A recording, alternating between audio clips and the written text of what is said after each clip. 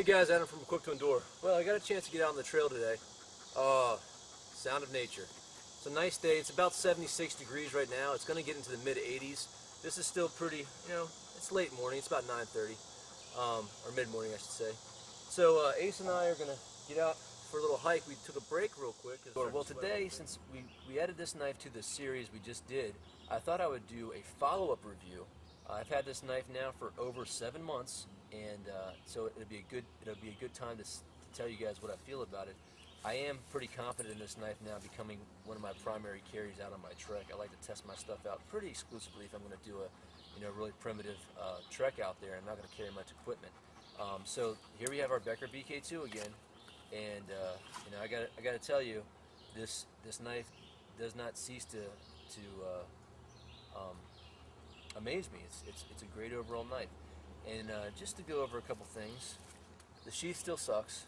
The new sheath still sucks. I mean, I'm going to be critical of it. And hey, Ethan, I love your knife, but I'm going to buy one of Paul's sheaths. This older sheath I actually like a little bit better than the newer sheath. The problem with the new sheath, and I can illustrate it for you here, is the way the nylon is connected to the plastic is way down here. So when you unsnap it and you're holding like this, the weight of it almost makes the knife go down here. It's not high up like this. So the knife almost hangs upside down if there's nothing behind it. And I just don't like that function. I don't like that knife. If I'm crouched down a certain way, I don't want my knife dropping out of the sheath.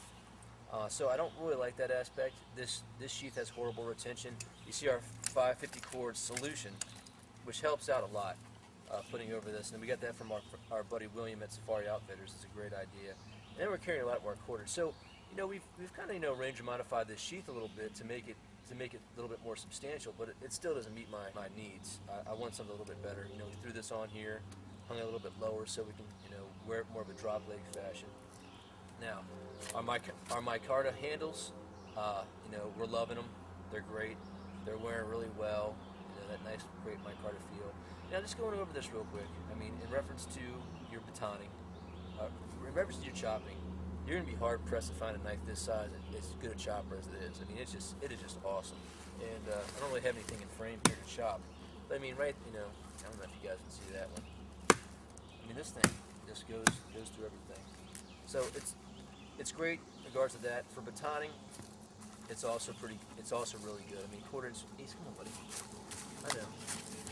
Lots.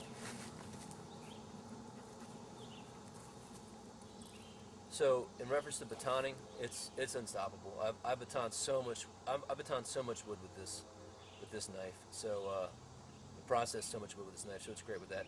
On the carving aspect, I mean, this thing was blowing my mind. I mean, really. I mean, it's really got. I guess it takes a chef to design a knife that can really cut well, because this knife, for as chewed up as it is, really has no business cutting as much as it does. I mean, it was like head to head with the Bussy. The Bussy might have been a little bit sharper, a little bit less effort. I mean, I'm talking about a fraction of a bit. But then again, I've had this thing for 7 months, and you guys have been with me on the journey of destroying this thing. The complaints I have about this knife is this isn't going to be a really polished, pretty thing. There's going to be a little bit off on the edges. I've had some buddies of mine who said, they got a couple blades that have been a little bit dull in certain areas, or the sheath wasn't fitting right. The sheath was dulling the knife. It wasn't exactly straight on with the grind. It's not going to be smooth back here on the handle. The micarta helps out. And then the biggest problem, of course, is that the handles loosen up quite frequently, and you actually got to carry an Allen wrench key with you to tighten them up, do some maintenance on them. Now that right there, some people would just be totally annoyed with. It doesn't really bother me. I always have a set of Allen wrench keys on me anyway. I mean, you never know when you're going to use them. And actually, I carry these with me far before I carry the Becker with me. So that doesn't bother me at all. We're going to go here and tighten these up a little bit right now.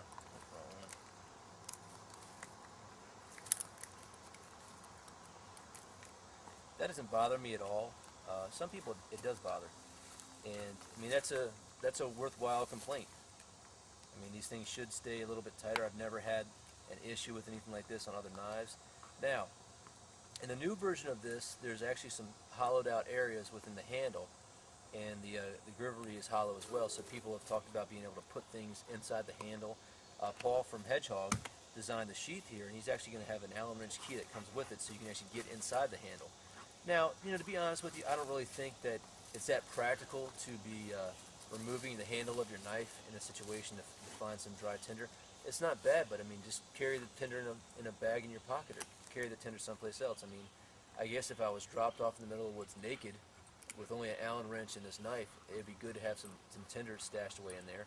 It's not a bad idea to maximize the space, but the whole idea of that is to make less weight in the handle, to make more forward weight for chopping, to give the knife a better chopping. This is the older version, and that's coming from Ethan Becker himself.